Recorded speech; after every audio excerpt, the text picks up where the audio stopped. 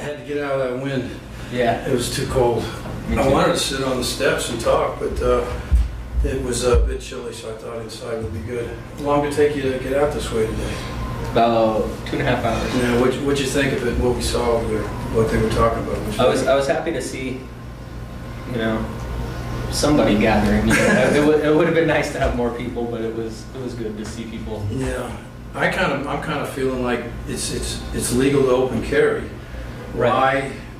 Why do you need something to carry under your clothes? And then I hear the legislators over here and they say things like, well, we want to make sure they're properly trained, and guys walking around open carrying aren't trained with anything that you know of, so Let alone the criminal with it blocking his pants. I like that deputy that was talking up there. I wished he'd get up there and talk to everybody in the legislative area. Well, I'm kind of curious about a couple of things. I see you got a 3% shirt on there, and I've heard of you guys. Tell me a little bit about that. It's a statewide organization. Yeah.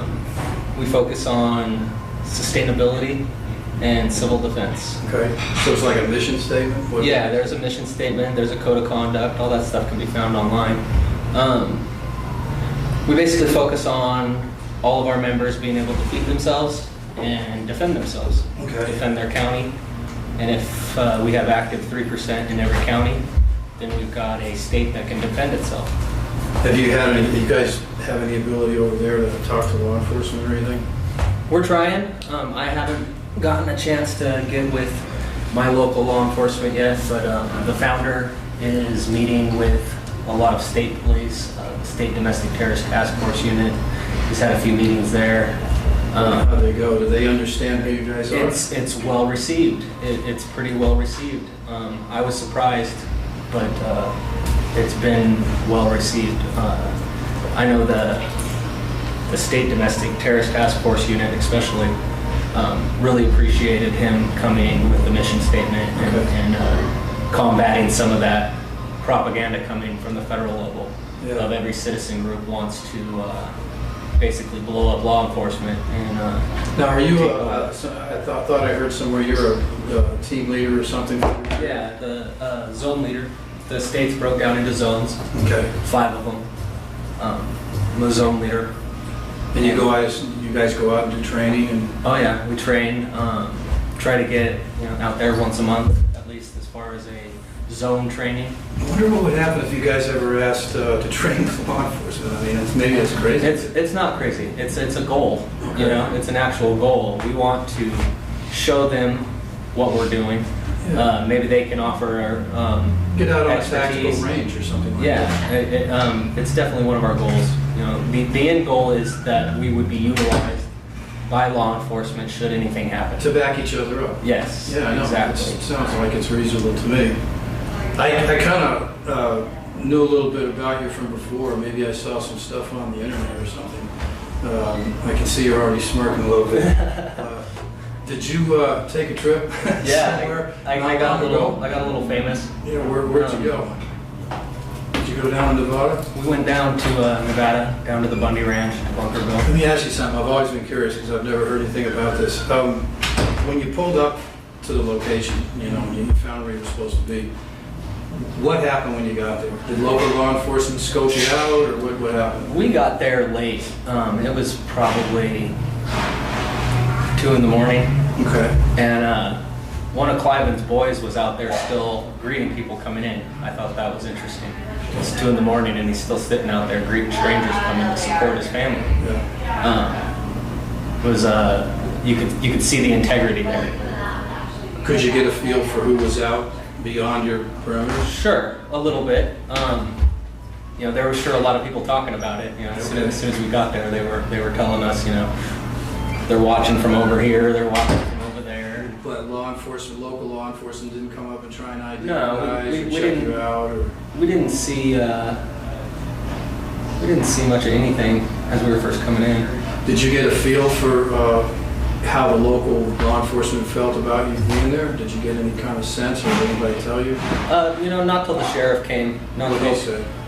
When Bundy had the sheriff there on the stage Saturday morning was really my first experience with the local law enforcement and stuff. And They seemed frustrated.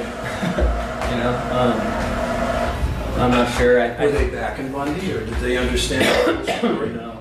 I don't think anybody really knows. I watch this stuff on the internet like you do, and I see some of the dumbest remarks about what people thought was going on out there versus what was really going on. So I'm going to ask you something. Stop me if I'm wrong.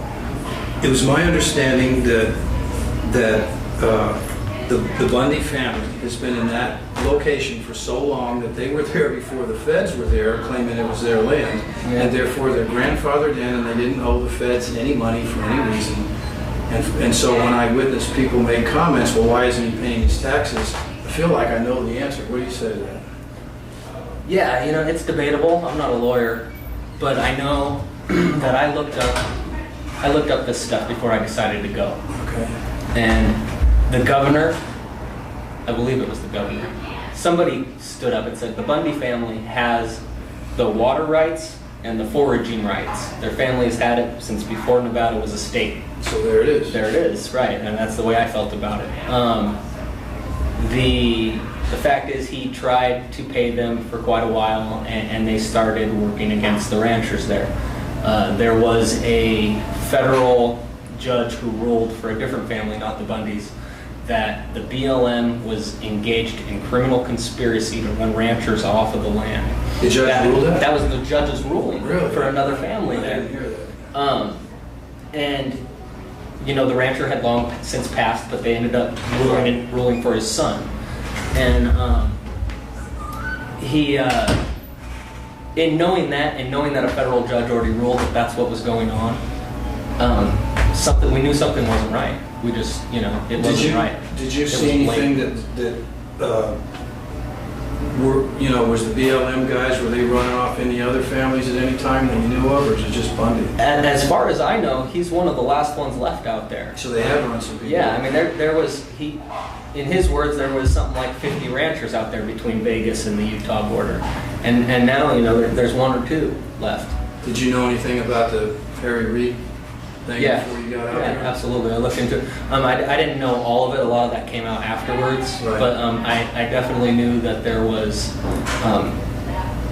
a solar ranch being developed, not on that land, but next to it, and that they wanted that land for a nature easement. Okay. Yeah. And the Chinese, this is a Chinese company. This is a foreign company. They want to give it to the Chinese. Yeah, and they wouldn't go through with their deal until what they called trespass cattle were off of that land. They wouldn't put any land into this nature easement until what they called trespass cattle were gone. Right. There was an actual BLM document that had Bundy's name specific, that they needed to get those cattle out of there to finish this project. Right. It's the mafia. Now the only thing I know of you from internet stuff is photographs I saw, And so my question is, I'm kind of curious, just because I'm getting a good detail here. Did you ever get beyond the point that you were at, that you were physically at? Did you ever get to the front lines? Did you ever get close enough to listen to those people who alleged to be BLM, but I don't believe it? Right. No, just on video and stuff. Did I see that stuff later? Who do you think those guys were?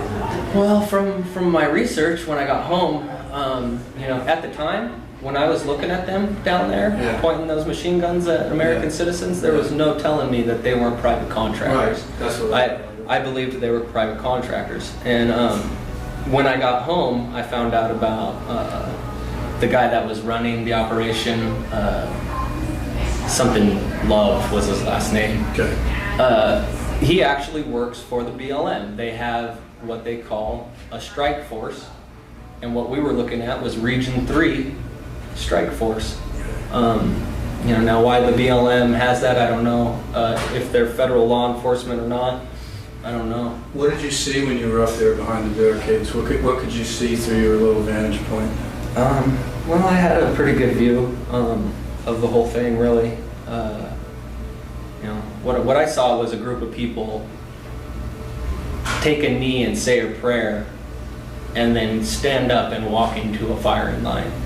That's what I saw. And I don't think anybody, I know I don't, maybe I'm just going by me, based on the positions we see you in, how long was that going on that you were posted, where you were posted? It's hard for me to judge. It felt like forever.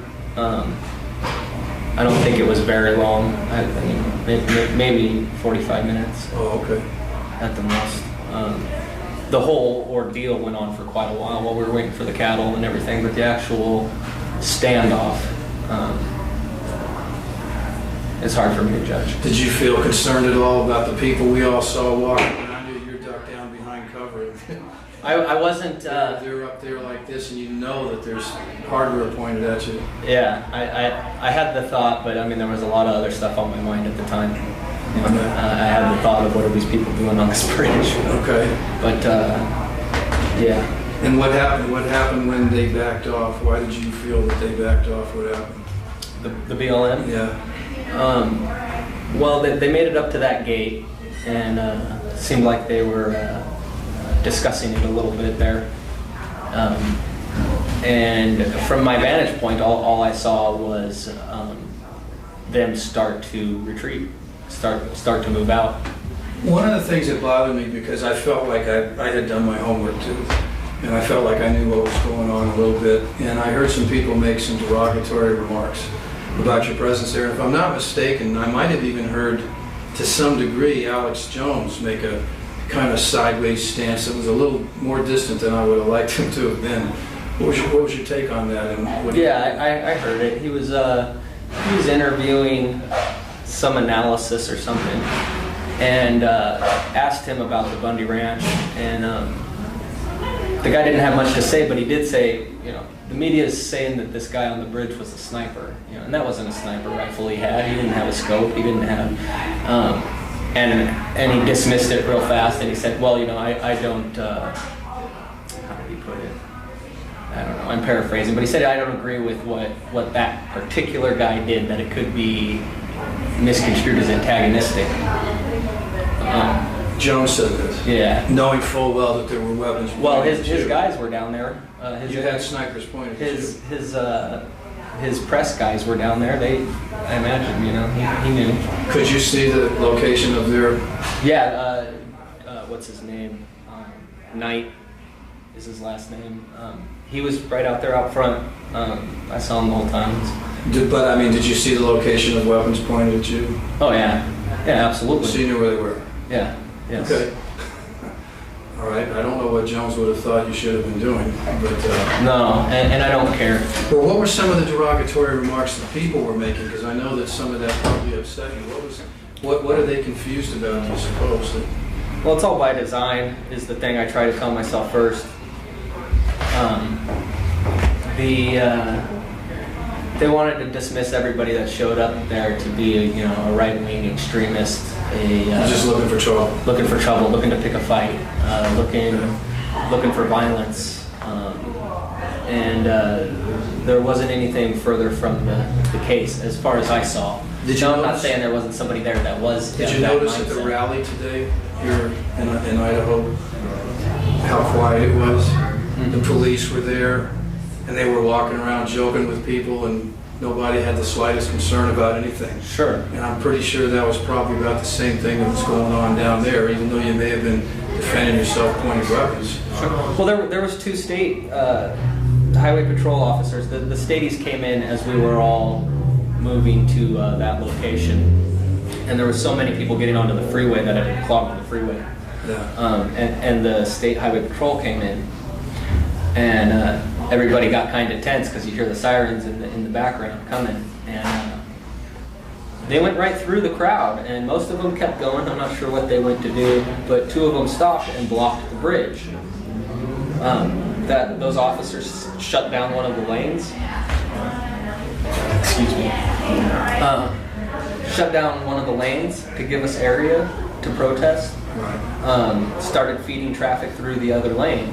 The whole time the officers were there, making sure we were safe and that we could... Speaking of protest, what was this I hear about, or am I misinterpreting? Did anybody designate to you had free speech zones? Well, I'll be honest, that's one of the main reasons we went. Their erection of their free speech zone is a joke. So it only existed in that little zone? Yeah, so to them, our First Amendment only existed in that little orange pig pen. Mm-hmm. And if you were out of that box with your sign, you didn't even have to be talking. If you were out of that box with your sign, apparently they were arresting people. And that was before we went. I didn't see that with my own eyes, but there was reports of people actually being arrested for protesting outside of that box. It seems like there would have been an awful lot of restraint on your side, because didn't I hear of people being taken down with tasers and knocked down and, like you said, arrested? That all happened before we got there. But yes, I mean, that was all in everybody's mind. That in the middle of a crowd.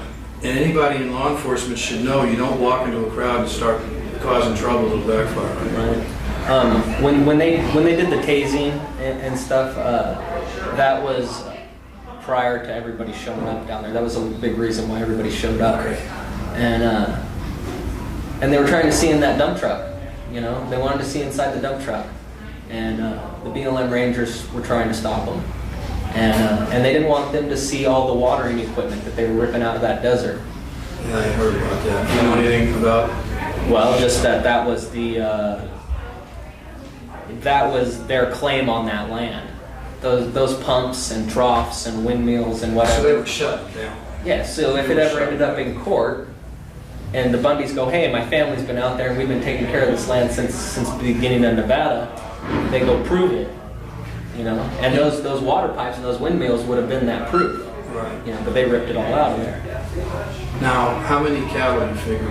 How many had died? How many had died? I'm not sure. I wouldn't want to give a number not knowing exactly. I know it was more than 20.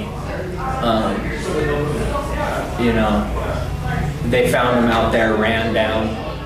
They tried to claim that, you know, they only put down the ones that wouldn't move or whatnot, or were too aggressive or whatever.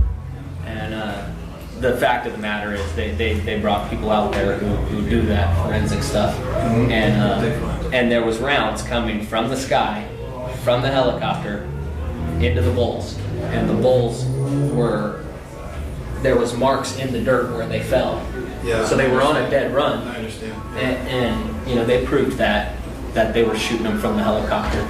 I think that was because they wanted to sell the cattle, and on our way down there, we knew that they were looking at whoever does that, some company that sells cattle in Utah, I believe, and word got out that company was going to buy those cows, and a bunch of people showed up in front of that transfer station or whatever with signs that said, "Don't buy stolen cows." You know, we don't buy stolen cows in Utah, and they quickly said, "Hey, we're not going to do it." They tried to go to a place in California and get them to buy it. They said they'd buy it. Same thing happened. A bunch of people showed up with signs. Do you think Cliven Bundy knows you? I don't know. I imagine. He knows your face. He knows my face. Okay. Yeah. I would hope so. Right. All right. So how did this all go for you today? Where do you think we're going tonight? What do you think we're going to As far as constitutional carry goes, Yeah. Would you have a take? I hope it happens. You know, I think that we have a right to carry however we deem necessary. Criminals aren't going to take into consideration any kind of law when they leave the house. So as somebody that wants to follow the rule of law, you know, you're at a disadvantage, and that's just not right. Do you ever see a guy's name out there on the internet or connected with TVOI or Tom Muntz?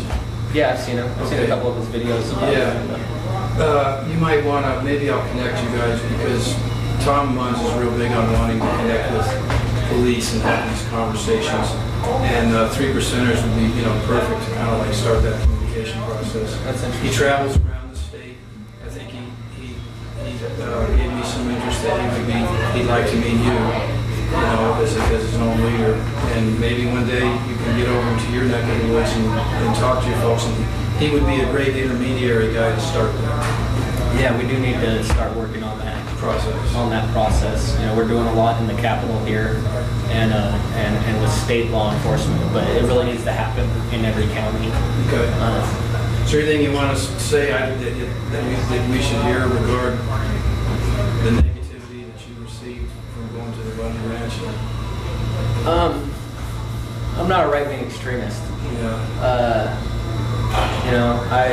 I was protesting the illegal wars, when Bush was in.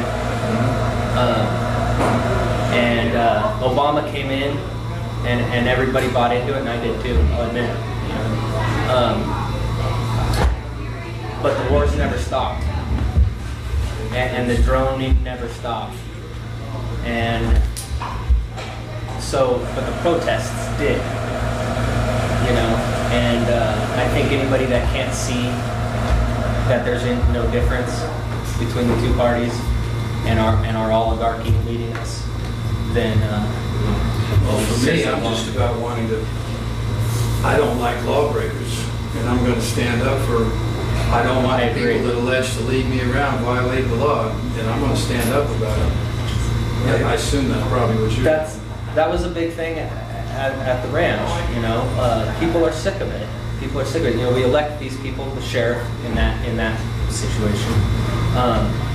People in Bunkerville had called that sheriff's department a few times and said, "Hey, you got the BLM driving around out here with body armor and machine guns and staring down citizens and stuff," and I had no idea that stuff was going on. I saw it all later on a video, and she called numerous times saying that she was afraid, that she didn't like it, that she was afraid that her kids were walking to school in the morning. And they said, take it up with Cliven Bundy and the BLM. It's between them. Did you know that you had a real supporter in what you did down there? I'll probably trash her name. I think it was Judge Janine. She got on the internet and just bashed these people and pretty much said everything that she said here. So when you get home or something, look that up, see if you can find it. She backed you wholeheartedly. I'm really glad to have met you, man. Me too, Dan. Yeah, it was cool. We'll do something again sometime. Yeah. Thanks.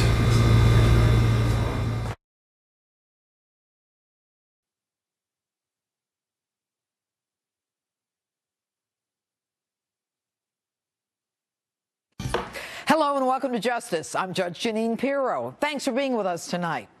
This week, United States Senate Majority Leader Harry Reid continued trashing ordinary Americans over land grabs. And you need to be concerned because the land grabs haven't ended. And who knows, will your land be next? Reid labeled opponents of his federal land grab domestic terrorists. This after calling terminally ill cancer patients who say that they've lost their doctors liars, and calling a prominent family that builds hospital wings, schools, and gives away hundreds of millions of dollars to charity un-American. Senator Harry Reid, the name-calling goes both ways. So, Senator, I've decided to change your name to Harry. Dirty Harry. The story that I'm about to tell you starts with Dirty Harry's longtime senior aide, his puppet on a string with virtually no experience at the Bureau of Land Management, who now runs it. That bureau today eyeing 116 miles on the border between Texas and Oklahoma, an estimated 90,000 acres that BLM says belongs to the public. So what's behind these land grabs? Are they really about protected animals like tortoises and owls? Or might Dirty Harry be up to something more sinister? Now, the state of Nevada is essentially desert. For years, Dirty Harry introduced bills transferring federal land to county commissioners to sell to profiteers building homes and shopping malls, not giving a damn about the tortoises, routinely killing them, all sanctioned by BLM. Tortoises be damned. Now, fast forward. A newfound concern for the tortoise. How dare the cattle graze where the tortoise should roam? So Harry Reid, so incensed that armed military-type agents come in like stormtroopers. The BLM, with no police authority, comes in like military paratroopers to move some cows? You need snipers to move cows, Harry? Really?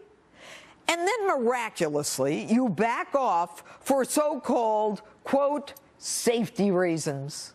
So, Harry, why did your guys show up armed to the teeth like they're about to fight al-Qaeda if you were so concerned about safety? Folks, a little primer here. If a developer wants to build a mall or a solar energy complex where protected species live, they have to find a mitigation area to move the protected species there, in this case, the tortoise. Bottom line, building where there's a protected animal requires that you move that animal somewhere else where it can survive. So, folks, this is bigger than Bundy, whose comments recently, by the way, were outrageous. But it's bigger than him. And herein lies the rub.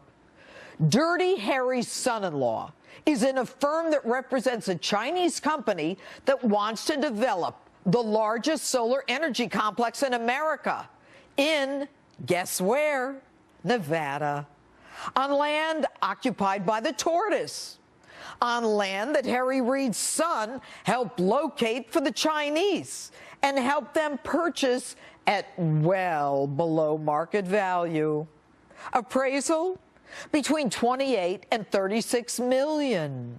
Purchase price? 4.5 million. Now, Dirty Harry himself is pals with the owner of that Chinese company, energy tycoon Wang Yusou, who hosted Dirty Harry in China and who Harry featured at one of his events. How to seal the deal? Get rid of those pesky tortoises. Query: where should the Chinese put the tortoise? Harry and his puppet have an answer. Harry proposes a mitigation area. The BLM, Bureau of Land Management, actually posts documents on its website designating the mitigation area so that the solar power project can move forward. Unfortunately, that designated mitigation area has cattle on it. So at first blush, everyone said, no, this land grab has nothing to do with Harry's solar energy plant because that was going to be 50 miles away. But folks, it has everything to do with the land grab. The land where the cattle grazed was the mitigation area that BLM posted so that the solar power project over here could go forward. Bingo! In true Dirty Harry mode, you move the cow so that we can move the tortoises there so that Harry's pal and the Chinese clients of Harry's son can build the solar energy plant. Guess what? The BLM deleted the document that was entitled Cattle Trespass Impacts Solar Development. A little too incriminating, you think, Harry? You know, it's no surprise that people who represent us in Congress are more concerned with lining their own pockets and the pockets of their family members than they are of representing us. Dirty Harry's arrogance, his condescension, and his name-calling is only surpassed by his chutzpah. Now, Dirty Harry came into Congress with $1.8 million. He made a few $100,000 a year, and then reports a net worth of more than $10 million. Harry, here's what I think. The questions were getting a little too close for comfort, so you called off your paramilitary raid on the cows using safety as an excuse. But safety had nothing to do with it, unless, of course, you're talking about the safety of your reputation. Harry, in my other life, I did investigations. I presented cases to grand juries day in and day out. Oh, to be a prosecutor again. Oh, to present this to a grand jury. Oh, to put Dirty Harry under oath on the witness stand. Oh, to be able to say, go ahead, Harry, lie to me now. Lie to me under oath. Go ahead, Harry, make my day.